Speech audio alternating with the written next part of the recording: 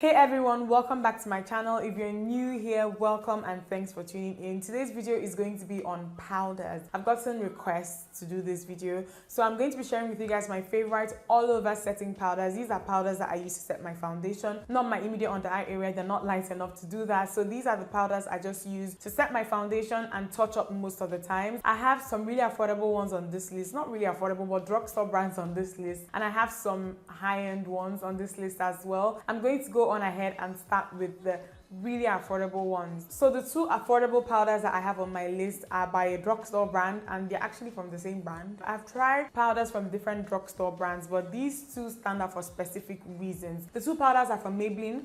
The first one is the Maybelline Clear Smooth All-in-One powder. This powder here is something that I think is not really available in the US and in Europe. I think that this is a product that Maybelline developed or created for people mostly in Africa and Asia. I have looked on the international Maybelline websites and I have not seen this, but then I have seen it on some Asian Maybelline websites, and then I know that you can find this in a lot of places here in Nigeria and in most places where Maybelline has a presence in Africa. The reason why I love this powder so much is that it is so finely milled and so soft. If you just take a little bit of it and rub it into the skin, it completely disappears. It doesn't disappear like a translucent powder would, but then it just has a very smooth feel to it. And it sets the face nicely and it keeps your face matte. I really like this. It comes in a packaging like this. So you get the powder on one side and then you get this little section here where the sponge that it comes with sits, but then I threw the sponge away like the minute I opened this powder. I think that depending on where you are, the packaging that you get with this differs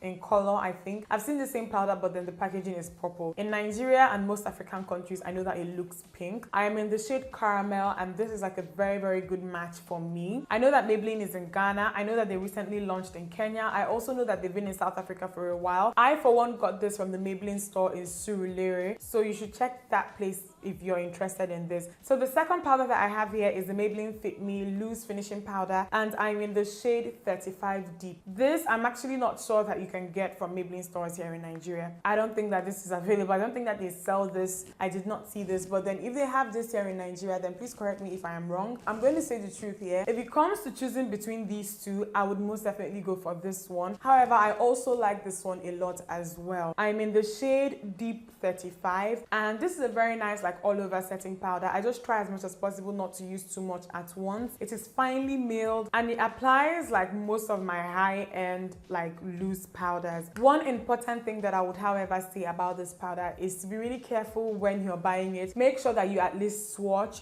to confirm that the shade that you have is actually your shade. I personally believe that the powders look a lot darker than they apply. This is really lightweight and absorbs nicely into the skin, and it helps control oil as well. Okay, so the third powder that I have on my list is by Iman, and like I'm literally obsessed with this powder. I've used Iman products in the past, but then I never really tried their luxury press powder up until 2 weeks ago. Can you guys imagine? I really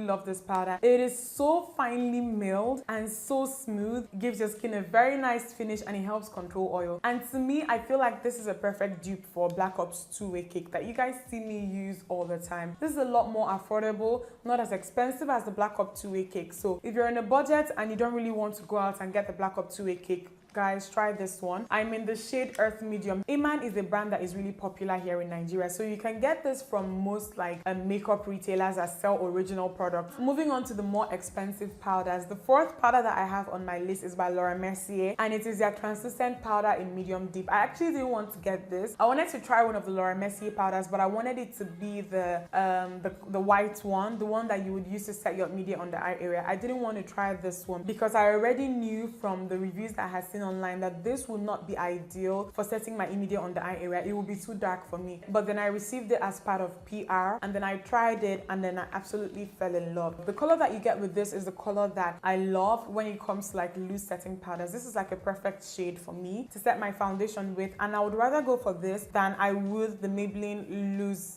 the Maybelline Fit Me Loose Finishing Powder. And the only problem that I actually have with this, irrespective of the fact that I make it work, is the shade. It's because it has more yellow in it. It's a powder that has a very, very yellow undertone to it. The undertone that you get with this powder is more of like a neutral to red. So that's the reason why I love this. It literally dissolves into the skin and it is so smooth and it feels so luxurious. This sells for $35, which is really pricey when it comes to a powder. However, if you're someone that can afford this, I'll just say go for it. Just go for it. If you have the $35 to spend on this, check this powder out. It is really, really good. And because it's a translucent powder, I feel like anybody who is like even darker than me can get away with using this because it's a translucent powder, so it doesn't really have that much color payoff to it. The last powder that I have on my list is by Makeup, and it is their two-way cake in TW11. I have been using this powder like from the beginning of this channel. I've been using this powder a lot. I've always loved it. But the thing is that this powder is so freaking expensive. It is the most expensive powder that I have here. It is even more expensive than the Laura Mercier one. It sells for $39.50.